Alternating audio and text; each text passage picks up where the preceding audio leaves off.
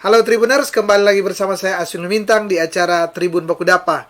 Dan kali ini kita akan berbincang-bincang terkait dengan sepak bola. Tepatnya kita akan bincang-bincang terkait persiapan Sulut United ya hadapi Liga 2 musim 2002. Dan untuk perbincangan ini tentu kami telah mengundang manajemen ya bahkan CEO daripada Sulut United FC ini ya. Dan seperti biasa tentu saya akan beri kesempatan kepada siapa yang kami undang saat ini untuk memperkenalkan diri. Siap. Silakan Pak Bung Mirza untuk memperkenalkan diri ya. Selamat pagi para Tribuners. Saya dengan Mirza Hipi, Presiden dan CEO dari Sulut United FC. Selamat pagi Bung Asbin. Ya, selamat pagi. Dan Tribuners mungkin ya penasaran ya apa yang akan diperbincangkan, sehingga saya langsung mengajak Bung Mirza untuk bincang-bincang terkait bagaimana kesiapan Sulut United ke depan ya di musim ini yang mungkin tidak lama lagi segera Agustus segera jalan ya. Saya ingin mungkin kita flashback dulu ya bahwa Sulut United ini luar biasa di edisi kemarin atau musim kemarin kita mencapai 8 besar ya, nyaris pindah ke Liga 1, nyaris dipromosi ya. Dan tentu ini menjadi bahan evaluasi selain suatu kegembiraan bagi masyarakat Sulawesi Utara, bagi manajemen, juga ini menjadi bahan evaluasi gimana supaya berbicara lebih baik lagi di musim 2022 ini. Dan tentu saya langsung ke Bung Mirza. Bung Mirza, gimana persiapan? Tentu ada nambal sulam di terkait di 2021 kemarin dengan hasil boleh dikata optimal ya. Kemarin kemudian tapi tentu ada evaluasi ya, gimana? Ya, mungkin kalau boleh sebelum saya jawab mungkin agak flashback sedikit nih, Bung ya. Jadi memang di 2021 kemarin alhamdulillah kita bisa lolos ke babak 8 besar.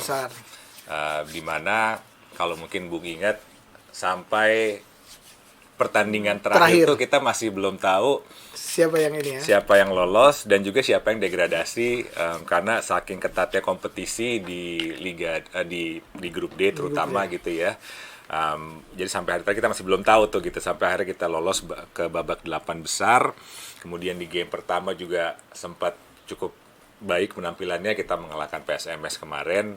Kemudian sayangnya di 2 game terakhir dengan Dewa United dan PSIM kita hasilnya kurang bagus lah buat kita, sehingga kita tidak bisa lolos ke babak berikutnya untuk knockout, penentuan siapa yang lolos ke Liga 1 ya. Iya, tapi memang kita juga sebagai manajemen harus melakukan beberapa evaluasi juga terhadap performa kita di musim lalu gitu ya. Dan memang harus kita akui juga ada sedikit banyak faktor keberuntungan juga, karena sampai game terakhir, bahkan di menit-menit terakhir itu game Biak melawan Waropen itu berakhir seri yang menyebabkan kita jadi bisa lolos, Bung Aswin gitu. Artinya apa? Jadi memang keberuntungan itu sebenarnya part of football ya, bagian dari sepak bola. Tapi memang akan lebih baik kalau sebenarnya kita bisa menentukan nasib kita sendiri dengan permainan yang lebih atraktif dan menonjol, sehingga kita bisa menentukan nasib kita sendiri. Jadi itu salah satu yang akan kita jadikan sebagai bahan evaluasi ke depan. Kita sangat percaya terhadap apa yang saya sebut dengan sustainability atau keberlanjutan. Artinya kita sudah mengevaluasi sekarang. Sebenarnya dari hasil kemarin itu ada positifnya juga Bang, bahwa ternyata kita memiliki komposisi tim yang sangat baik. Untuk bisa punya prospek lah ya. Punya prospek ke depan. Prospek-prospek itu yang kita sudah identifikasi saat ini. Jadi kurang lebih ada sekitar mungkin saya belum bisa officially disclose, tapi saya bisa katakan ada sekitar mungkin 40-50% dari tim yang kemarin kita pertahankan dalam rangka tadi ya, sustainability ke depan, karena kita harus membangun secara organik. Saya sangat percaya tim itu tidak bisa dibeli lah ya ibaratnya, karena memang harus berproses, dan ini merupakan bagian dari proses. Saya katakan ke tim kemarin, kita enjoy aja prosesnya. Ini bagian dari pendewasaan kita sebagai tim juga, pendewasaan mental dan karakter.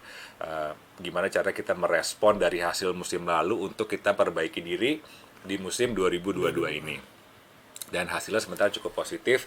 Kita juga akan melakukan tambal sulam di beberapa posisi yang kita anggap mungkin bisa diperbaiki lebih baik lagi, dan kita juga tidak melupakan tentunya adanya dukungan dari pemain-pemain yang muda, pemain-pemain talent dengan talent lokal Sulut asli dari Sulut juga kita tidak lupakan. Kenapa? Karena kita mau membangun satu kultur sepak bola lagi seperti zaman kejayaan Persma dulu gitu. Saya ingat ada beberapa pemain tim Persma yang dipanggil juga ke tim nasional. Nah, itu hasil godokan dari ini euforia itulah yang saya lagi itu bagian dari blueprint kita ke depan, selain tim utama tapi juga kita kombinasikan dengan tim yang muda-muda. Nah, jadi untuk musim 2022 ini kita sudah petakan, mungkin juga kalau Bung lihat di akun kita ada beberapa pemain baru yang kita sudah announce, itu dalam rangka untuk memperkuat dan membuat gaya bermain kita ini kompetitif untuk kita bisa bersaing lebih lagi dan bersuara lebih banyak lagi di Liga 2 musim 2022, Bung. Ya, Tribuner, ini menarik ya, panjang lebar diutarakan oleh Bung Mirsa selaku CEO Sulut United FC ya. Jadi intinya bahwa Bung Mirsa percaya bahwa suatu klub yang kuat ini dihasilkan melalui suatu proses ya. Betul. Jadi bukan satu tiba-tiba. Nah, kalau saya boleh ini ya menganalogikan, ada di klub kuat Eropa saat ini, di liga kuat Eropa saat ini ya. Jadi Liga Italia itu AC Milan musim lalu dia hanya runner up ya. Kemudian sekarang ini dengan skuad muda dia boleh Scudetto. Yeah. Mungkin kita berharap ini bisa terjadi di Sulut United ya. Kemarin dia 8 besar ya dengan para pemain muda, pemain yang hasil proses dari Kawah Chandra di Muka di Stadion Klabat ya ini. Kemudian dia dengan pembaruan ini saya lihat ada pelatih mungkin ya berubah. Mesti pelatih berubah dan itu sangat sentral berarti karena pola permainan, pakem permainannya, roh permainan pasti dia akan akan berubah. Kemudian ada, kalau kita baca di media online ya, ada beberapa pemain yang baru rekrutan. Tadi dikatakan juga bahwa yang bertahan kurang lebih mungkin tinggal 40% ya. 40-50%. Berarti ada sekitar 50% pemain-pemain baru. Pemain-pemain baru yang kita harapkan bisa bersaing di kompetisi 2022 ini. Pak Mirsa, ini yang menarik ya, bahwa dan mungkin melegakan bagi manajemen karena ini kita sudah masuk di era endemi. Ini saja kita berbincang-bincang sudah tidak memakai tidak memakai penutup masker ya, sehingga boleh dikatakan bahwa ada suatu kecercahan bahwa penonton mungkin walaupun belum 100% bisa ada penonton. Kemudian jadi Stadion Klabat yang menjadi kebanggaan warga Sulawesi Utara bisa dipakai ya, sehingga diharapkan ada tuah. Artinya ada ini ya, ada psikologis untuk membawa klub ini lebih baik ya. Sehingga bagaimana klub atau manajemen membangun relationship dengan penonton di sini. Kemudian tadi sudah disentil ada putra-putra daerah yang akan diisi. Gimana? Boleh mungkin diceritakan secara spesifik konsentrasinya itu sehingga boleh. Boleh. Tadi mungkin ada 3 part pertanyaan tadi kalau saya lihat ada terkait dengan kepelatihan. Mungkin saya jawab sedikit. Yang pertama, kita memang sudah menunjuk pelatih baru saat ini, Coach Jaya Hartono. Dia juga sudah memiliki segudang pengalaman. Bahkan pemain bintang dulu pada zamannya ya. Baik sebagai pemain maupun sebagai pelatih gitu. Jadi mungkin kenapa sih kita ganti? Mungkin sekali lagi saya mungkin agak sedikit ceritakan sedikit background gitu ya. Karena memang dinamika sepak bola di Indonesia itu selalu berubah. Jadi mungkin ketika pertama kali kita join Liga 2 di 2019, itu tantangannya adalah gimana kita secara tim membuktikan sebagai tim baru dari Liga 3 ke Liga 2, membuktikan bahwa kita bisa eksis ya. Bisa eksis dan kita belong di Liga 2 gitu, dan tantangan itu sudah tercapai. Lalu di 2020 dan 2021 memiliki tantangan yang berbeda nih, Bung Aswin, yaitu adanya COVID-19. Di 2020 kita hanya main 1 game, lalu dihentikan. 2021 kita sudah mulai training camp dari Maret dengan ekspektasi kita mulai di Mei, ternyata masih diundur sampai kita baru mulai akhirnya di Oktober. Jadi itu memiliki tantangan yang tersendiri gitu kan, karena agak sulit kita latihan tanpa tahu kapan kita main. Jadi pelatih juga agak kesulitan mengatur untuk conditioning dan lain-lain. Puncaknya pemain sulit untuk ditentukan peak performance-nya itu kan udah diatur sebenarnya. Kita Liga Agustus, kita udah harus latihan di bulan ini. Nah, ini tantangan yang memang kita tidak bisa prediksi. 2021, alhamdulillah dengan tantangan itu pun kita masih bisa lolos bahkan sampai ke 8 besar. Nah, musim 2022 ini memberikan tantangan yang berbeda ya. Artinya apa? Artinya kita lihat ada 2 tim degradasi dari Liga 1, yaitu Persipura dan Persela, yang kemungkinan besar akan bersaing di Liga Wilayah Timur bersama kita. Ini satu tantangan nih, karena dua-duanya memiliki nama besar yang punya histori cukup panjang juga di Liga 1. Secara skuad mereka tentunya lebih kuat dari rata-rata tim Liga 2 karena mereka pernah bersaing di Liga 1. Mereka juga memiliki pengalaman gimana caranya bisa menampilkan sepak bola yang kompetitif juga. Nah, ini challenge yang harus kita jawab. Nah, dinamika ini dengan perubahan ini mau nggak mau klub juga harus menyesuaikan gitu ya. Artinya kita sudah melakukan evaluasi dan kita juga menunjuk Coach Jaya Hartono juga dengan pertimbangan yang matang tentunya. Jadi yang pertama dengan background dia sebagai bekas pemain. Dia sudah berkompetisi di semua tingkatan umur. Dia juga pernah berlaga di Suratin, dia pernah berlaga di Liga Indonesia, dia pernah memegang jabatan penting di tim nasional Indonesia juga sebagai pemain. Jadi mengetahui kultur sepak bola Indonesia lah ya. Kulturnya. Yang kedua sebagai pelatih pun juga tidak kalah bagusnya. Dia start dengan U16 di Jatim, dia sempat megang klub besar seperti Persik Kediri dan Persib Bandung. Dia juga pernah sebagai asisten tim nasional. Artinya semua jenjang baik sebagai pelatih maupun sebagai pemain sudah dia lalui. Itu yang kita harapkan bisa memberikan warna baru bagi sepak bola di Sulut United terutama gitu. Karena kita dengan adanya persaingan Persipura dan Persela yang turun, kita membutuhkan warna baru untuk membuat kita lebih tidak diprediksi cara mainnya. Kita membutuhkan cara-cara main baru yang lebih fresh, yang lebih atraktif, dan gaya bermain yang lebih kompetitif untuk bersaing dengan klub-klub ini, Bung Aswin. Itu yang pertama terkait dengan kepelatihan.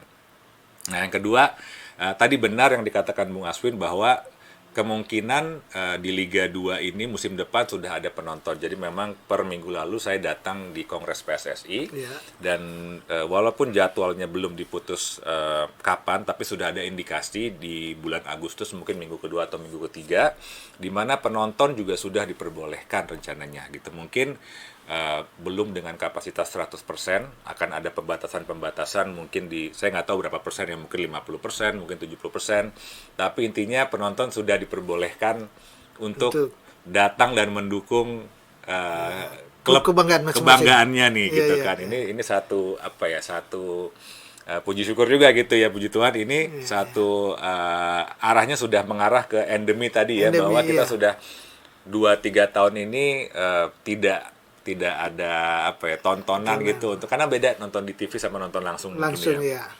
Jadi kaitannya dengan ini adalah kita juga sudah ada fan relations kita di Sulut United dengan Pak Fian namanya, nanti dia yang juga sedang saat ini membangun program-program untuk terutama untuk fans kita, untuk gimana caranya mereka bisa datang dan mensupport Sulut United di Stadion Niklabat rencananya gitu. Dan tentunya kita juga akan permudah akses maupun kita mungkin ada semacam promosi-promosi yang kita bisa lakukan terutama buat fans Sulut United yang sudah mensupport kita sudah selama ini. Nah, ini tentunya akan menjadi musim yang penuh semangat buat kita gitu, karena ya itu ya, kalau main disupport dengan dukungan penonton itu rasanya jauh berbeda dibandingkan dengan kayak kemarin kita bermain tanpa ada penonton, Bung, gitu. Rasanya ada yang kurang. Ada yang gitu. kurang Iya, ya. ada yang kurang. Karena sepak bola itu justru ininya dengan adanya penonton, euforia penonton ya. Betul. Gitu. Dikatakan olahraga merakyat, olahraga yang paling banyak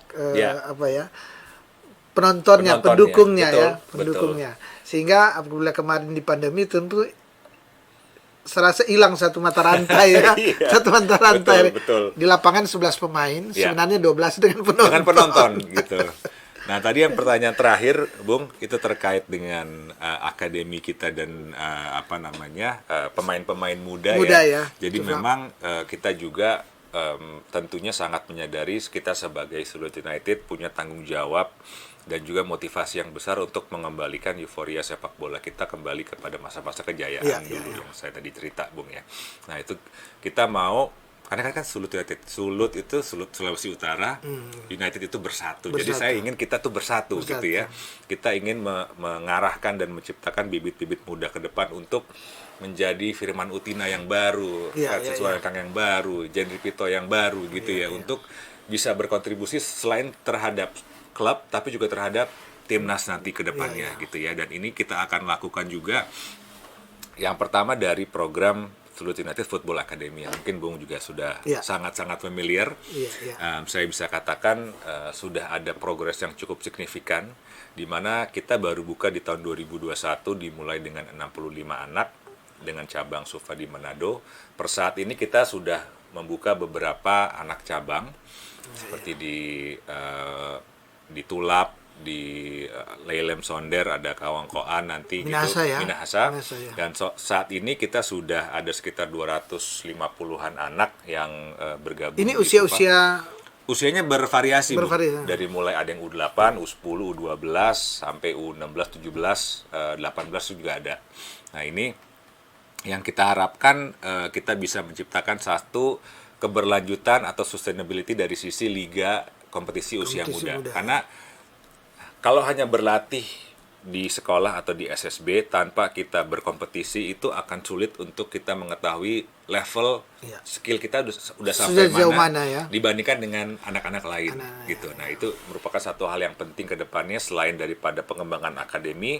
Yang kedua, saya bisa sampaikan juga terkait dengan kompetisi. Jadi dalam waktu dekat nanti mungkin kita akan announce juga bahwa kita akan memulai yang namanya Sulut United Junior League atau SUJL, di mana kita akan membuat satu kompetisi usia muda yang kedepannya akan lokal Sulut ya. Lokal Sulut, betul. Lokal Sulut, di mana tentunya kita juga akan itu menjadi wadah bagi teman-teman dan anak-anak untuk berkompetisi gitu ke depannya. Jadi kita talent yang mereka punya dan yang mereka sudah olah pada saat latihan, mereka bisa kembangkan dan mereka bisa showcase talent itu dalam satu kompetisi yang sifatnya akan terus-menerus berlangsung gitu, bukan seperti turnamen yang sifatnya hanya 1 bulan terus mereka selesai nunggu lagi gitu, enggak. Jadi ya kita ingin memiliki satu kompetisi yang memiliki tadi ya sustainability ke depan,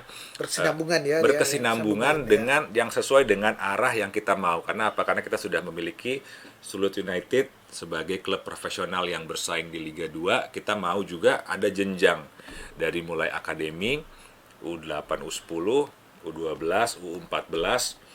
Kita juga sedang membangun program untuk yang namanya Elite Pro Academy, di mana U16 sampai U20 ini akan bersaing dengan klub-klub profesional lain ya, sampai nanti akhirnya ada Sulut United gitu. Jadi kita udah bikin jenjangnya, ada end game-nya adalah bisa memiliki kesempatan untuk membantu Sulut United dan berkompetisi secara profesional. Nah, kemudian juga yang terakhir, kita juga kemarin sudah melakukan seleksi nih, Bung. Jadi seleksi terutama buat yang di wilayah Sulawesi Utara, dan ada sekitar 5 pemain dari Sulut United Football Academy yang kita akan naikkan atau paling tidak latihan bersama dengan tim utama. Gitu. Dengan harapan tadi ya, anak-anak muda itu kalau memiliki apa ya, satu nilai plus apabila bisa bersaing atau bisa melihat langsung bagaimana tim utama latihan misalnya, bagaimana mereka memiliki ada kebanggaan tersendiri, ada kebanggaan mereka. Itu satu. Yang kedua, mereka bisa yang namanya sharing knowledge juga, karena mereka bisa melihat bagaimana memposisikan diri dengan baik, bagaimana bisa menahan lawan misalnya, bagaimana bisa melihat pertandingan dari sisi, karena berbeda tuh dulu ya, dari ketika muda, sekarang mereka mulai beralih ke level yang profesional. Ada angle-angle yang berbeda yang hanya bisa didapatkan dengan seringnya latihan intensitas bersama dengan tim utama, dan itu sudah kita lakukan. Ada sekitar 5 pemain yang kita harapkan bisa nantinya akan menjadi menjadi talent-talent yang akan meneruskan keberlangsungan itu untuk kedepannya gitu ya. Nah, tadi yang saya pikir ada talent Sulawesi Utara gitu kan, ada alasan juga kenapa kita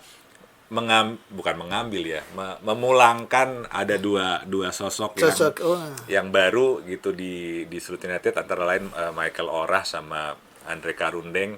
Dengan pengalaman mereka, kita minta mereka untuk kembali ke Sulut dengan harapan tadi ya. Yang pertama, memberikan euforia lagi. Yang kedua, saya ingin mereka menjadi leaders juga di locker room, dan juga memberikan efek positif terhadap anak-anak Sulut United Football Academy. Jadi bisa menjadi satu panutan bahwa kita dengan talent lokal ini kita nggak kalah, kita bisa berkembang dengan ini contoh-contohnya sudah ada, dan mereka bisa menjadi satu figur yang bisa dibanggakan juga gitu, untuk memberikan satu motivasi bagi anak-anak untuk bermain lebih semangat lagi. Ya, Tribuner, saya kira menarik ya penjelasan panjang lebar ya dari Bung Mirsa selaku CEO Sulut United ya. Ini ternyata ini kalau melihat Sulut United ini mempunyai visi yang sangat luar biasa untuk saya lihat untuk perkembangan sepak bola di Sulut United, bahkan lebih besar Sulawesi Utara. Sulawesi Utara ini sangat dikatakan sangat berkesinambungan, dan kelihatan sekali memang visinya jelas sehingga tentu lebih menarik minat ya daripada anak-anak muda ya Sulawesi Utara yang hobi bola, bahkan orang tua untuk mendorong untuk masuk di SUFA ya ini di SUFA, karena melihat tadi bahwa sangat dan mengarah ke memang benar-benar suatu klub yang profesional ya, bahwa ada kelompok usia umur, kemudian ada yang semi profesional nanti profesional, bahkan dikatakan mungkin karena tidak melihat di lokal ini belum ada satu kompetisi yang berkesinambungan, maka tadi Sulut United berinisiasi inisiasi membuat satu kompetisi yang berlangsung secara berkesinambungan, sehingga diharapkan memang hasil dari kompetisi yang berkesinambungan ini akan ada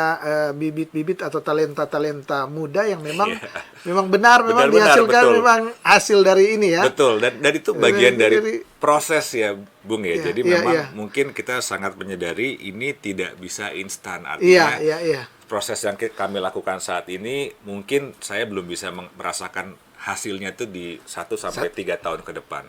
Mungkin baru bisa kita rasakan ini di 5-10 tahun ke depan gitu. Daripada beli yang mahal-mahal kan lebih baik. Kita nih, makanya saya suka cerita, kita nih bukan seperti kayak PSG atau Manchester City gitu yang memiliki dana yang nggak berseri gitu kan, di mana dia bisa membeli pemain-pemainnya. Kalau saya bilangnya we do it the right way gitu ya, karena saya sangat percaya, karena kebetulan juga ayah pemain bola juga gitu ya, saya sangat percaya dengan pembinaan usia muda. Itulah kenapa saya juga terlibat di yang namanya IJSL, Indonesia Junior Soccer League. Kita sudah 10 tahun berjalan, dan itu hasilnya lebih membanggakan ketika sekarang sudah ada pemain-pemain yang di U16, U18, ada yang di Garuda Select misalnya, dan itu butuh waktu dan itu butuh proses, dan itu yang mau saya lakukan juga dengan Sulut United Junior League ini gitu ya. Artinya nanti mungkin kita baru bisa raup hasilnya nih 5-10 tahun ke depan. Di saat yang bersamaan berarti kita memiliki visi itu tidak hanya sekedar short term, hanya 1-2 tahun gitu, enggak. Kita memiliki visi yang jauh lebih panjang untuk kedepannya kita bisa membangun satu klub profesional Ya, mungkin harapannya bisa selevel kayak klub-klub yang sudah lebih dulu, yang sudah memiliki fanbase yang lebih besar, misalnya kayak Persib, Persija gitu kan. Nah, itulah. Tapi memang harus step by step. Kita nggak bisa ambil potong jalan, kita nggak bisa ngelongkap prosesnya. Ini merupakan bagian dari proses ke depan. Jadi memang tidak bisa instan, dan saya yakin juga para fans kita, para tribuners juga udah merupakan orang-orang yang juga paham bahwa sesuatu itu tidak bisa instan dan butuh proses. Butuh proses ya. Tribuners, ini menarik ya bahwa Sulut United kelihatan ya ini dari ini Pak CEO sendiri ya, CEO yang mengatakan bahwa ini kelihatan bahwa akan membangun, artinya bahwa Sulut United ini diharapkan selama mungkin ada di kalau kita bersama terus dengan Sulawesi Utara ya. Kalau lihat ini kelihatan visinya memang sangat panjang, sehingga dikatakan ya mungkin bisa seperti Persebaya, PSM yang sudah duluan punya nama besar dan tradisi bola ya. Saya ingin tanya, di evaluasi 1-2 musim ini ya, ketika Sulut United berada di Kota Manado, apa yang menjadi melihat bagaimana sebenarnya potensi muda, generasi muda di Sulawesi Utara, dan kira-kira apa juga yang menjadi tantangan atau hambatan mungkin ya untuk kamu lihat, sehingga Tribuners juga bisa tahu. Oke. Jadi kalau dibilang potensi itu, wah ini sangat-sangat ini ya, Bung ya, sangat-sangat besar sekali potensinya ya. Karena yang pertama kelihatan. Jadi mungkin kita tidak usah berbicara sepak bola dulu, kita berbicara mengenai postur fisik orang Indonesia. Modal dasar ya. Orang Indonesia Timur terutama, salah satunya di Sulawesi Utara yang memang secara naturally, secara DNA mereka, secara bentuk badan mereka itu sudah sangat mendukung untuk melakukan olahraga. Jadi mereka bisa tinggi, tulang mereka biasanya juga lebih, bentuk komposisi itu lebih keras juga dan lebih tebal dan lebih besar juga, yang mendukung mereka untuk melakukan kegiatan olahraga. Itu satu. Gitu. Jadi secara DNA-nya sudah ada, tinggal bagaimana kita kembangkan mereka untuk menjadi potensi mereka untuk menjadi sepak bola misalnya, main sepak bola gitu. Nah, itu membutuhkan satu adalah cara kepelatihan yang benar. Makanya selain daripada anak-anak muda, kita juga perlu memikirkan mengenai bagaimana SDM kepelatihan ke depan. Ini juga yang sudah kita lakukan di Sulut United Football Academy. Kita ingin memiliki pelatih-pelatih yang berlisensi untuk bagaimana caranya bisa melatih anak-anak ini untuk mencapai tahap yang maksimal gitu. Karena memang kalau sesuai dengan FIFA Handbook untuk grassroots itu tebal sekali, Bung. Gitu. Jadi memang kita nggak bisa hanya sekedar punya SDM kepelatihan yang sekedar mungkin tahu sepak bola, tapi memang harus benar-benar mengetahui dasar pelatihan bagaimana mengajarkan anak untuk usia 8 misalnya, untuk usia 10, untuk usia 12 itu memiliki jalur ataupun strategi yang berbeda-beda pada saat latihannya. Jadi dari sisi potensi tentu ada, tapi potensi itu juga akan sia-sia apabila tidak dibina dengan baik. Nah, makanya ini harus seimbang juga antara potensi dan juga dari sisi SDM kepelatihan. Jadi harus membangun kultur ya, kultur bola di Sulawesi Utara. Gitu. Nah, jadi kita juga kita sedang memastikan bahwa SDM. Berarti nggak bisa sendiri loh, PSSI Sulut harus mendukung. Makanya kita juga butuh peran dari saya bilangnya stakeholder ya, memiliki dari sisi Asprof, asosiasi provinsi di Sulut, Askot, Askap dan lain-lain gitu ya, yang juga menjadi satu kita bilangnya satu ekosistem lah ya. Jadi harus komunikasi dengan Pak Jona Ganda juga. Pak Jona tolong bantu ya. Sudah komunikasi juga, beliau sangat support karena dia juga memiliki visi yang sama-sama kita juga untuk membangun sepak bola Sulut selama mungkin 5-10 tahun ke depan. Yang kedua mungkin terkait dengan tadi kendala gitu ya. Kalau kendala mungkin satu hal yang saya bisa infokan adalah terkait dengan infrastruktur. Artinya tadi ya, kayak saya saat ini ada 200 anak didikan yang otomatis kita membutuhkan di Manado dan sekitarnya di Manado dan sekitarnya gitu ya. Dan iya. saat ini memang kendala kita salah satu di infrastruktur adalah ada ketersediaan lapangan gitu ya. Nah ini makanya kurang bagus atau bukan kurang sedikit sih, atau mungkin makanya kayak kalau cuman hanya di awal-awal 50 anak kita mungkin bisa menggunakan satu lapangan. Tapi kalau sudah sampai 200 nanti ke depannya 300 anak itu kita membutuhkan satu lapangan yang jauh lebih luas lagi nih Bung gitu. Jadi kita butuh dibantu juga. Maka dengan stakeholders tadi itu ya, dengan asosiasi, dengan Pemkot atau dengan Pemprov di mana mereka tentunya punya aset-aset yang bisa digunakan dan kita juga akan jaga juga aset tersebut supaya bisa digunakan oleh anak-anak nanti ke depannya gitu. Karena memang lapangan itu juga sangat penting gitu ya. Mereka harus dibiasakan bermain di lapangan yang standar betul, yang memang betul, yang ini ya. Betul. Jadi memang tidak hanya sekedar ada lapangan aja itu tidak cukup. Memang harus juga lapangannya juga itu sangat layak dan proper digunakan untuk anak-anak bermain. Karena apa? Karena untuk menghindari cedera juga gitu. Kalau lapangannya tidak proper ada potensi cedera, ya itu yang kita tidak tidak mau ya. Jadi dari sisi infrastruktur makanya saya juga cukup aktif dengan pemerintah kota juga, dengan Pemda juga gitu ya, aktif melakukan menjalin hubungan apabila ada aset-aset yang bisa digunakan oleh kita, tentu saya akan sangat-sangat inilah ya, artinya sangat-sangat saling mendukung lah gitu ya, saling mendukung ke depannya. Sehingga anak-anak ini bisa latihan dengan senang tanpa ada hambatan. Dan hasil juga akan bisa lebih maksimal gitu. Yang pelatih kan ini tadi sudah berkembang, ada di Tulap, ada di Kawangkoan, Tondano mungkin ya. Pelatihnya berarti di daerah masing-masing. Betul. Atau gimana? Jadi kita memang saat ini di Suva yang Manado ini kita punya tim kepelatihan, ada Head of Youth Academy kita, Coach Edwin namanya, Edwin Umbas, dia juga lisensinya sudah B, dan kita dari tim kepelatihan tersebut kita mencari dan mengembangkan juga dari masing-masing lokal di daerahnya. Artinya kita juga menggunakan talenta di daerah tersebut gitu, karena memang mereka yang paling memahami tentu karakter dan bagaimana cara mendidik anak-anak di daerahnya gitu. Jadi pelatih-pelatih tersebut kalau memang kita dalam secara bertahap akan kita sertifikasikan juga, akan kita bantu dengan lisensinya, karena kita mau make sure cara yang kita gunakan itu di Suva baik di Manado maupun di daerah-daerah lain ini sama semuanya, harus konsisten semuanya Bung gitu ya. Nah makanya kita ingin mengembangkan juga talenta-talenta kepelatihan lokal. Oh, berarti akan diadakan ini pelatihan nanti kedepannya akan ada coaching klinik, kita akan membantu untuk mereka mendapatkan sertifikasi lisensi, mungkin dimulai dari D dulu, C, B, baru kalau memang mereka berpotensi bisa kita naikkan sampai ke A juga misalnya. Tapi untuk saat ini udah cukup ya atau gimana? Saat ini masih berjalan terus, tentu ya. Memang kita sudah berjalan, ada beberapa yang belum ada lisensinya.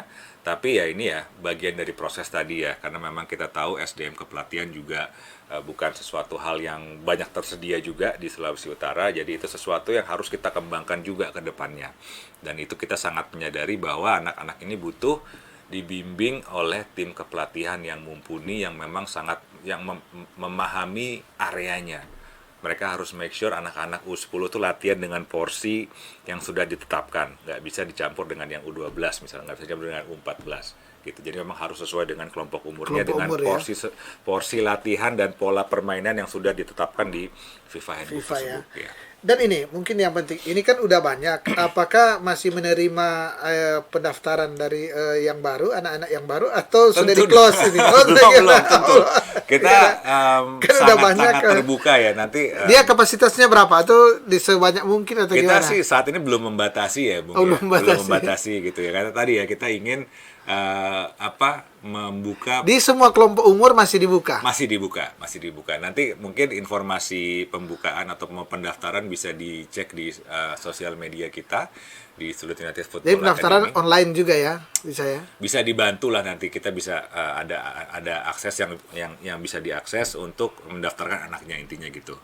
Entah itu via online ataupun via WhatsApp ataupun bisa datang juga ke store kita misalnya di Kelabat untuk mendaftarkan juga bisa aja gitu.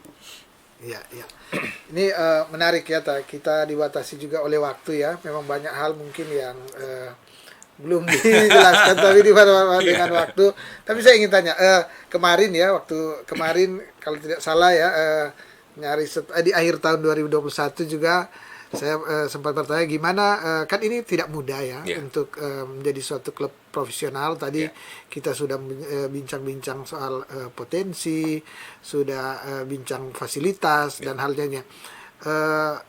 Ini untuk kan ini tidak mudah karena kita baru keluar dari pandemi, kemudian penonton juga tidak banyak ya, penonton belum di ini 100%. Bahkan kita mungkin berdoa bersama agar supaya ini bulan Agustus nanti dia terus tidak ada halangan lagi. Bagaimana kekuatan daripada manajemen, kemampuan manajemen untuk menggerakkan akan Sulut United ini, karena saya kira bola ini bukan harus kita melihat semata-mata ini ada olahraga, ini industri, industri sepak bola.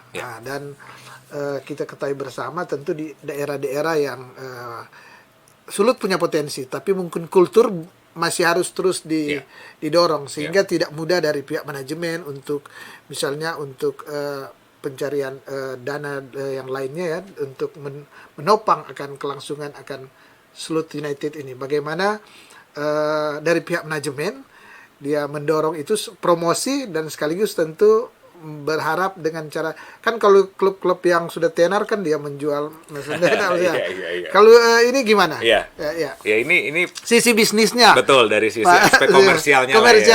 Jadi memang ini ya tadi yang mungkin kalau saya mundur sedikit ya, dari sisi momentum kita sudah cukup baik di musim lalu, kita bisa tembus ke babak 8 besar. Jadi mau nggak mau prestasi itu juga akan memberikan satu efek psikologis yang cukup bagus, terutama untuk dari sisi peningkatan fanbase kita, karena kita tahu dari sisi roda bisnis ya, itu ada korelasi antara prestasi dan juga tentunya peningkatan fanbase kita juga gitu, yang ujung-ujungnya juga akan meningkatkan tentunya revenue. Modelnya adalah salah satu dengan merchandise yang tadi Bu bilang gitu ya. Artinya dengan prestasi yang dan ekspektasi orang yang sudah tinggi, tentunya dia akan lebih memiliki keinginan untuk yang namanya memiliki gitu memiliki part of their football pride gitu ya, dengan membeli jersey misalnya, atau dengan memberi merchandise lain di mana mereka bisa dengan bangga menggunakan itu pada saat nonton misalnya gitu kan. Nah, yang kedua memang tadi kita sangat menyadari fanbase kita itu memang masih jauh lebih kecil lah ya dibandingkan dengan klub-klub yang sudah lebih, saya bilang lebih matang lebih dulu gitu ya. Nah, itulah punya tradisi bola yang betul yang punya tradisi. Nah, itulah makanya kenapa tadi menarik Bung bilang tradisi ya. Jadi kita secara tradisi sebenarnya sudah ada Bung, ini sudah lama sebenarnya. Sudah lama ada. Kita harus bangkitkan lagi nih gitu ya. Nah, inilah yang menjadi PR kita ke depan. Makanya saya sangat bersyukur juga bisa dibuka untuk penonton gitu ya, karena orang juga bisa melihat langsung bagaimana kita bisa menyajikan sepak bola yang menarik dan membanggakan gitu ya. Masalah menang atau kalah saya rasa itu soal nomor dua. Yang pertama lebih penting adalah kita bisa melihat pemain-pemain kita dengan bangga menggunakan jersey Sulut United, dengan bangga membela klub kesayangan kita dan menampilkan permainan yang atraktif. Dan kedepannya itu juga akan mudah-mudahan bisa menarik anak-anak yang lebih muda juga ya, untuk lebih tertarik untuk mendukung Sulut United gitu ke depannya. Nah, yang ujung-ujungnya nanti ya tadi dari sisi aspek komersial juga akan membantu secara branding kita, yang membantu secara exposure kita, yang otomatis juga itu akan meningkatkan yang namanya shareholder value. Jadi nilai klub itu akan lebih besar apabila kita memiliki prestasi, kita memiliki fanbase yang kuat juga, dan kita juga memiliki pengelolaan klub yang baik. Secara manajemen maupun secara manajemen keuangan. Dan itu ke depannya kita juga akan lakukan. Kita akan mencoba daftar untuk sertifikasi lisensi AFC misalnya, di mana apabila kita berhasil mendapatkan, itu tentu akan meningkatkan nilai jual klub kita juga, yang otomatis sponsor juga akan lebih tertarik untuk membantu kita secara revenue models-nya gitu. Nah, itu juga salah satu yang kita sedang lakukan saat ini. Kita sangat menyadari hal-hal yang sudah disebutkan oleh Bung tadi menjadi PR kita ke depan. Ya, namun kita juga sadar juga ya bahwa ini sekali lagi ini semuanya proses juga. Ini tidak mudah, tapi memang satu harus proses dimulai, yang harus dimulai, dan kita coba nikmati. Dan sepanjang saya yakin manajemen kami juga kita sangat komit dengan klub kita ini. Kita juga sangat menyadari bahwa euforianya sudah meningkat, apalagi dengan momentum kita lolos ke 8 besar kemarin. Kami akan pastikan kita akan bekerja keras untuk mencapai cita-cita yang kita inginkan, yaitu untuk lolos ke Liga 1. Gitu. Ya. Tribuner, tentu ini sebenarnya masih banyak hal yang harus ditanya kepada Bung Mirsa, tapi waktu juga yang membatasi akan bincang-bincang ini. Dan seperti biasa ya, di akhir perbincangan saya berikan kesempatan ke narasumber untuk ada semacam pesan ke Tribuners atau hal apa saja. Jadi saya persilakan Bung Mirsa untuk memberikan satu closing. Silakan. Oke, baik Tribuners, terima kasih. Mungkin pertama-tama saya ucapkan terima kasih atas supportnya selama ini kepada fans Sulut United dimanapun berada yang sudah mendukung kami di saat susah maupun di saat senang. Mudah-mudahan dengan adanya sudah menjadi endemi ini bisa lebih meningkatkan kecintaan kita terhadap klub kita. Saya mohon dukungannya juga, mohon doa dan supportnya juga kepada semua stakeholders, fans dari Sulut United untuk musim 2022. Semoga kita bisa bersaing dan meraih hasil yang maksimal di musim 2022. Bagejo. Bagejo ya. Dan Tribuners, demikianlah bincang-bincang kita dengan tema persiapan Sulut United hadapi Liga 2 musim 2022. Dan tentunya saya Asyum Lumintang dari Tribun Bakudapa mengucapkan terima kasih pada Bung Mirsa Rinaldi Hipi selaku CEO Sulut United Football ya, yang sudah menerima undangan kami untuk berbincang-bincang di studio podcast ini. Dan tentunya saya juga mengucapkan terima kasih kepada Tribuners yang sampai saat ini setia menyaksikan akan setiap acara di studio ini. Dan kita akan bertemu lagi pada besok hari, tentu dengan tema perbincangan yang berbeda. Mata lokal menjangkau Indonesia.